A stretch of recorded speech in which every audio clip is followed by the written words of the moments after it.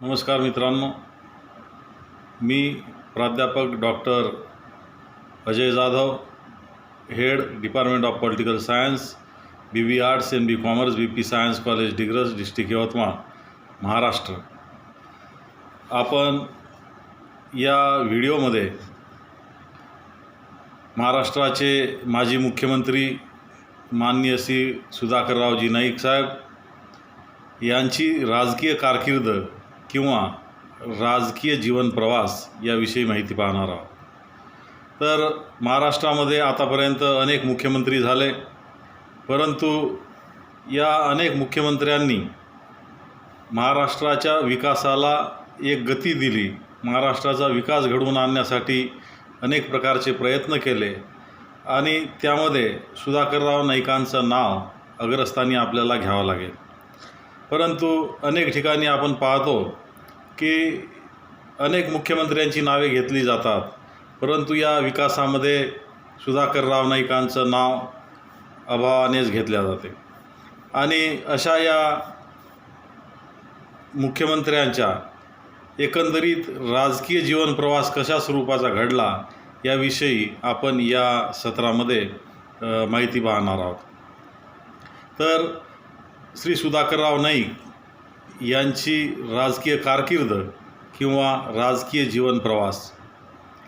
गावातील पाणी गावात, शेतातील पाणी शेतात जिरवा, जलसंधारण काळाची गरज आहे, असा मौलिक संदेश देणारे गवलीचे सरपंच, पुसद पंचायत समितीचे सभापती, यवतमाळ जिल्हा परिषदेचे अध्यक्ष, राज्यमंत्री, कॅबिनेट मंत्री, महाराष्ट्राचे मुख्यमंत्री आणि हिमाचल प्रदेशाचे राज्यपाल अशा लोकशाही राजकीय प्रणालीतील एक एक पायरी स्वकर्तृत्वाने पादाक्रांत करणारे रसिक व्यक्तिमत्वाचे लोकनेते आणि जलसंधारणाचे प्रणेते माननीय श्री सुधाकरराव नाईक यांच्या 21 ऑगस्ट या जयंतीनिमित्त विनम्र अभिवादन.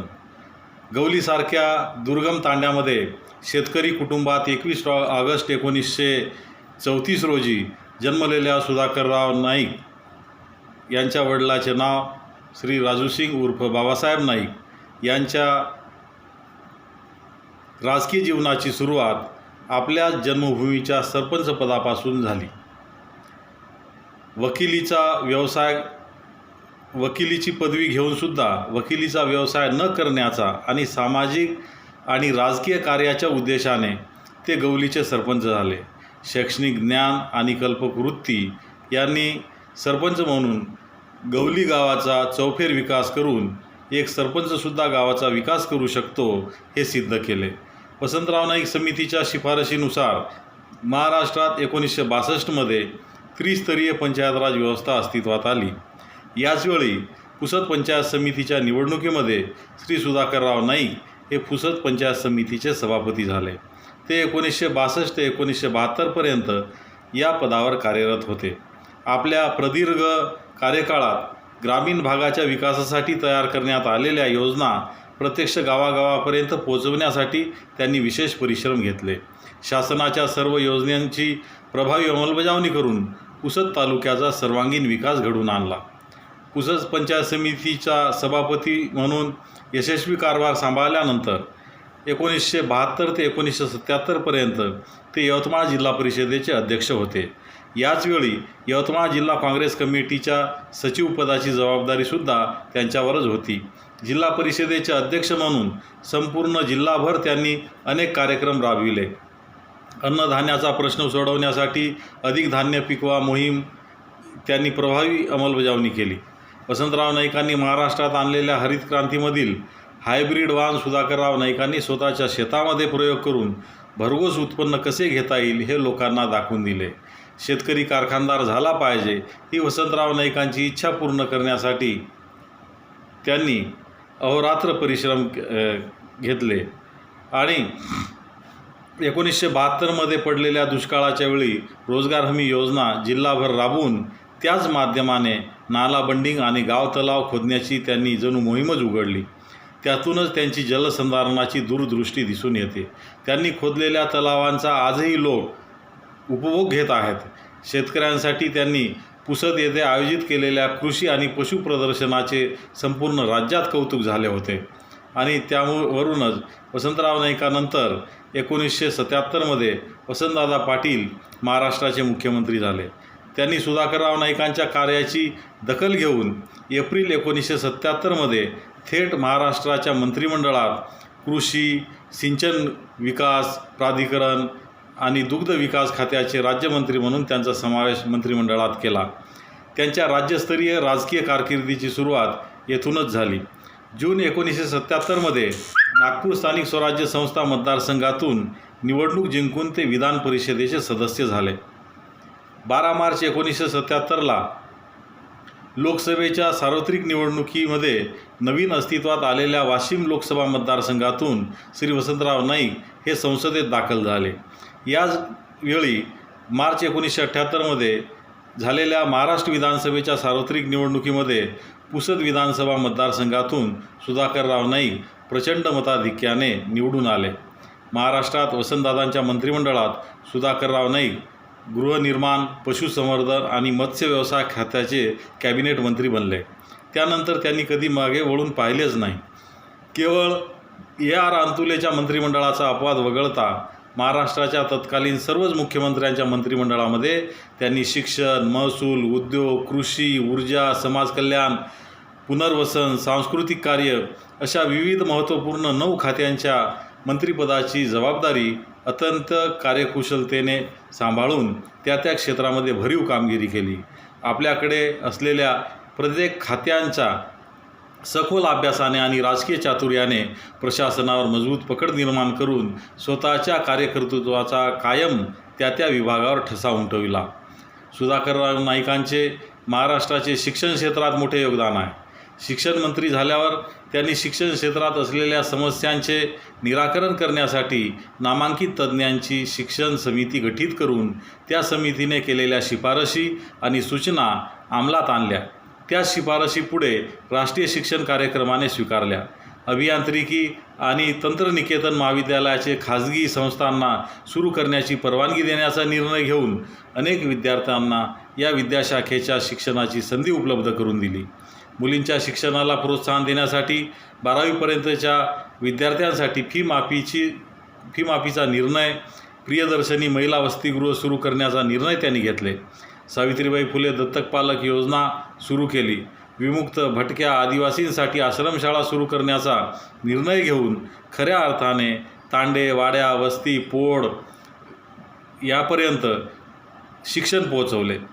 अमरावती विद्यापीठाच्या स्थापनेचा कायदासुद्धा त्यांनीच केला, कारण ते स्वतः अमरावतीच्या शासकीय विदर्भ विज्ञान महाविद्यालय यामध्ये शिक्षण घेतलेले होते आणि त्यामुळे नागपूर विद्यापीठामध्ये पश्चिम विदर्भाच्या विद्यार्थ्यांना जाणे आणि तिथलं एखादं विद्यापीठीय काम असेल तर ते करण्यासाठी त्यांना अत्यंत कठीण जात होते आणि त्यामुळे पश्चिम विदर्भासाठी एक अमरावती ठिकाणी विद्यापीठ असावी असा त्यांचा मानस होता आणि तो त्यांनी 1983मध्ये तशा प्रकारचा कायदा केला आणि त्यामध्ये अमरावती विद्यापीठाची स्थापना केली.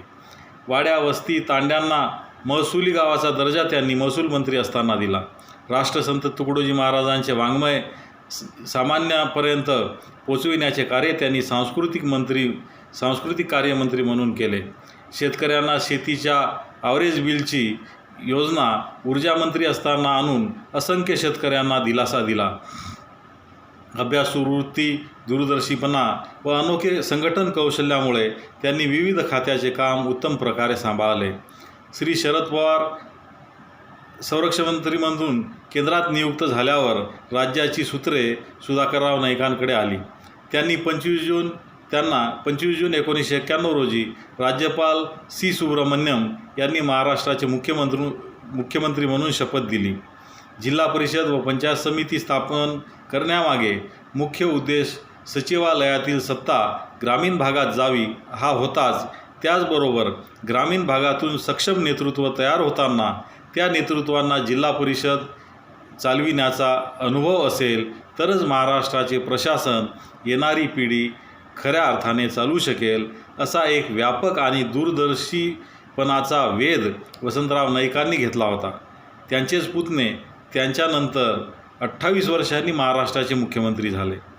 गवलीचे सरपंच, पुसद पंचायत समितीचे सभापती, यवतमाळ जिल्हा परिषदेचे अध्यक्ष, राज्यमंत्री, कॅबिनेट मंत्री आणि मुख्यमंत्री अशा चढत्या भाजणीने सुधाकरराव नाईकांची बढती झाली.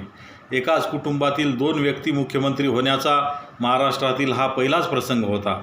सुधा चांगला मुख्यमंत्री होईल हे नाईक साहेबांचे बोल सुधाकरराव नाईकांनी त्यांच्या कृतीतून खरे करून दाखविले. कोणतेही काम अत्यंत नियोजनबद्ध आणि कुशलतेने करण्याची त्यांची ख्याती होती. प्रचंड कार्यक्षमतेने मुख्यमंत्रीपद सांभाळून अल्पावधीतच राज्याच्या सर्वांगीण विकासाच्या योजना त्यांनी कार्यान्वित केल्या. जेव्हा मुख्यमंत्रीपदाची सूत्रे त्यांच्याकडे आली तेव्हा सरकार अल्पमतात होते.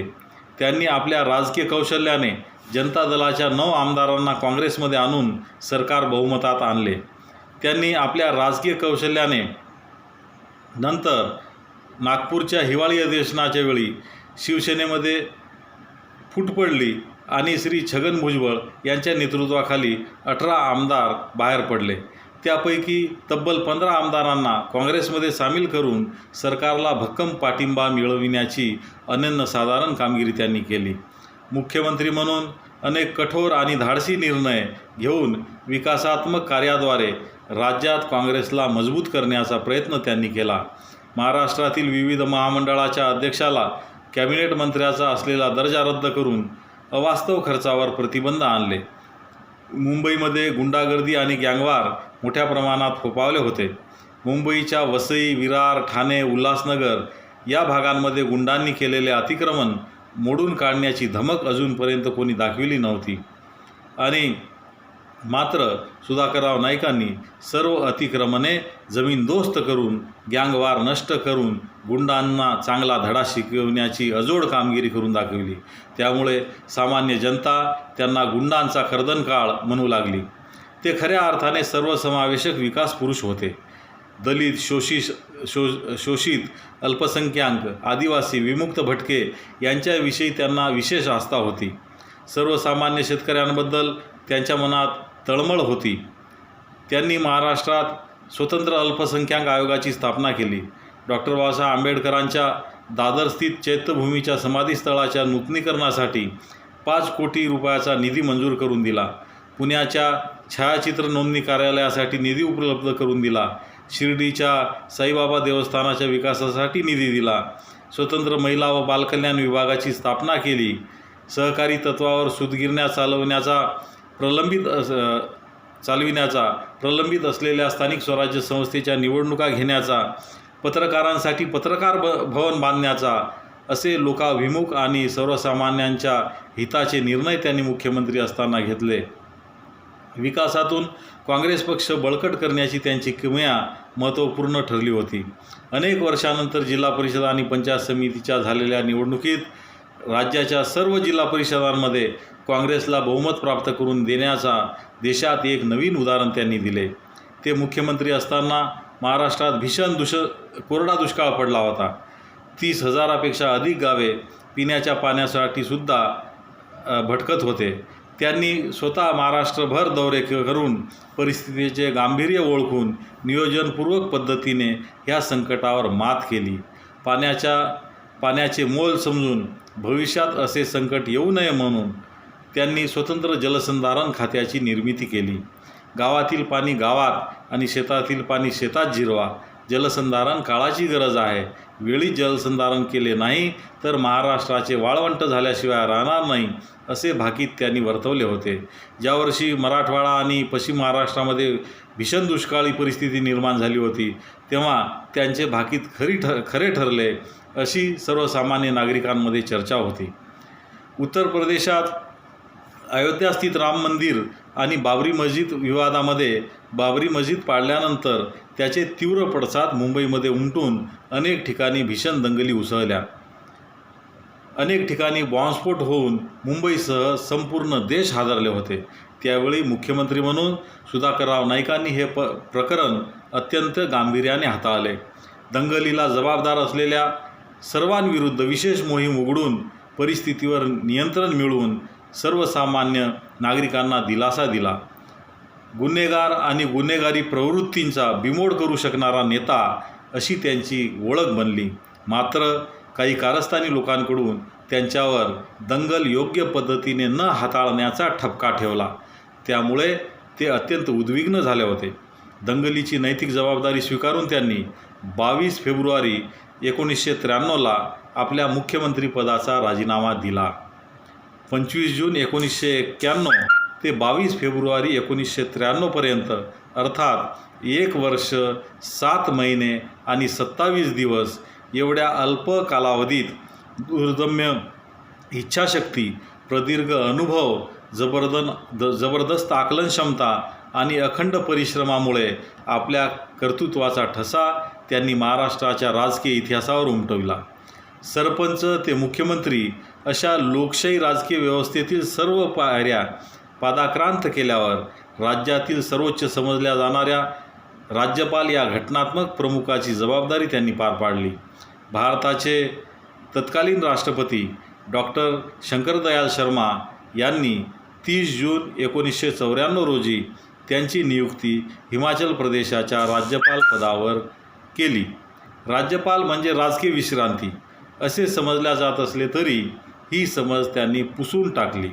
राज्यातील समस्या समजून घेण्यासाठी त्यांनी प्रत्येक जिल्ह्याला भेटी दिल्या.